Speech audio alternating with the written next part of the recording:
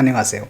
So we talked in the last video. We talked about living cost in Korea as a student, but there are people who want to come here for job, who want to work here.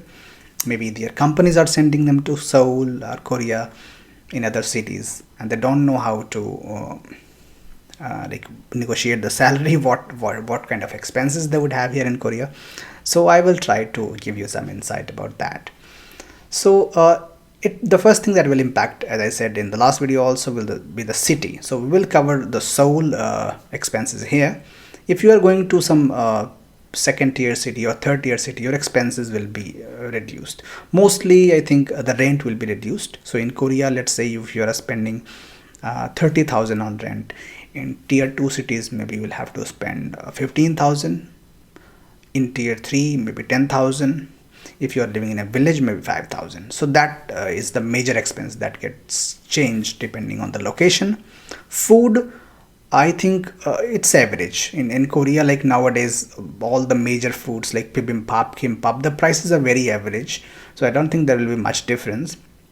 But if you are buying stuff from local market and cooking yourself, then there may be difference, because if you're buying some groceries from supermarkets here in Seoul, and if you're buying from the local markets, street markets in some small places like Daejeon or Gyeongju or something, or Gwangju, they may be a little cheaper, but that difference will not be huge.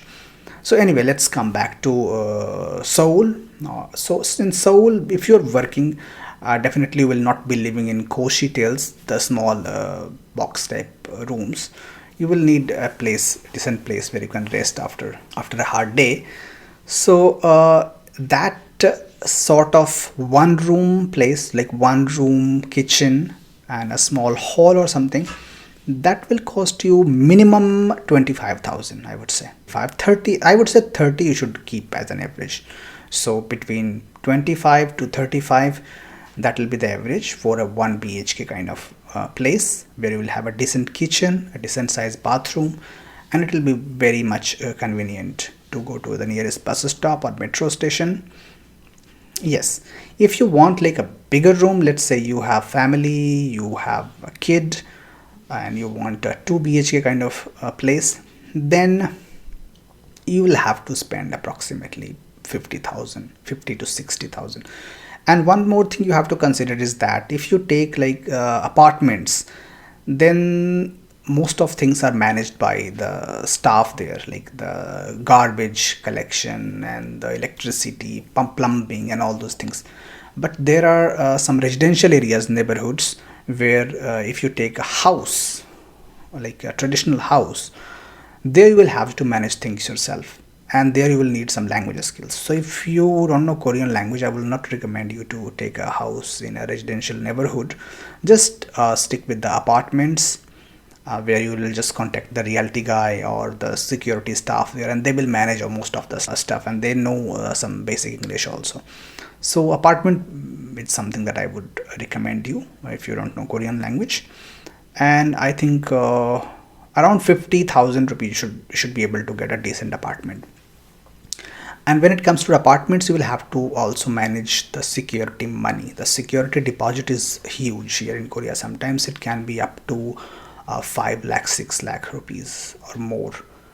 So you will have to pay that security money. When you will leave, they will give it back to you.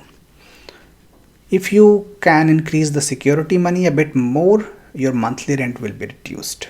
But if you want to reduce the monthly the security deposit, the rent will go up. So it works like that. So 50,000 rent plus 5 lakh rupees as security money, that I would ask you as a basic to manage. But sometimes the security money can be negotiated, and they will manage for up to 2.5 lakhs or 3 lakhs rupees. So that is the major expense, 50,000 rupees for living rent. Apart from that, whatever salary you are getting in Korea, just remove 25% of it. If not 25, 20% at least, you just remove as taxes.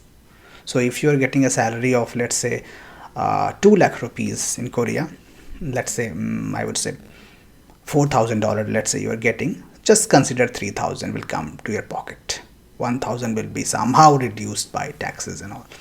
So yeah, 20%, not 1,000, but yeah, almost $700 will be deducted at source. So yeah, 20, I would recommend you to consider only 80% of your salary as the money that will come to your pocket. And apart from that, the food.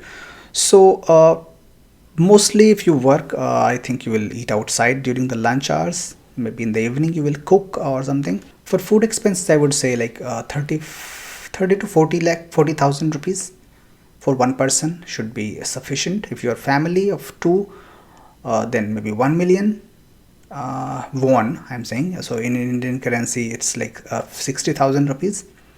That should be more than sufficient. And if you about rent, I said 50. It should be including the utilities like electricity bill, water bill, and all. So approximately, I would say that 1 lakh to 1,20,000 you should keep aside for your expenses, food and phone bills, transportation, yeah, these kind of things. So if you're getting a salary of 2 lakh, maybe you will save 70,000, 80,000, 1 lakh, depending on how you, but it may vary. But yeah, average 1 lakh minimum, I think you should just keep aside for your expenses, living expense and food expenses, transportation, and phone. If you have a child who goes to school, then your expenses will go super high, because education is very expensive here in Korea. If you send him to some private institute, coaching centers and all, I don't know, I have no idea about those things, but I know that they are very super expensive. I talk to Korean people and they are super stressed about the cost of raising children. So yeah, that's it. If you have any further questions, you can let me know. Thank you.